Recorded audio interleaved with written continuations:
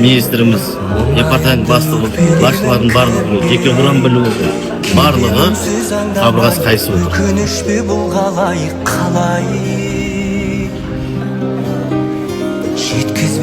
Қонысбековтар отбасына көңіл хат.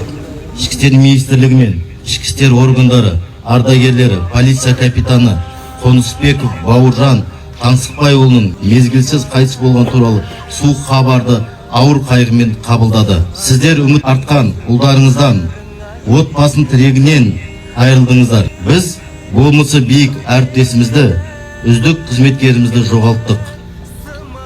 Бауыржан Таңсықбайұлы өмірінің саналы жылдарын ішкі істер органдарында адал қызмет етуге арнады. Өзін жоғары білікті маман, жақсы ұйымдастырушылық қабілеті бар, сауатты және шебер қызметкер ретінде көрсете білді. Адамдарға деген кішіпейіл және ілтипатты қарым-қатынасы мен қызметке деген талапшылдығының арқасында құрметке ие болды. Қазақстан Республикасының ішкі істер министрі, полиция генерал-лейтенанты Сәден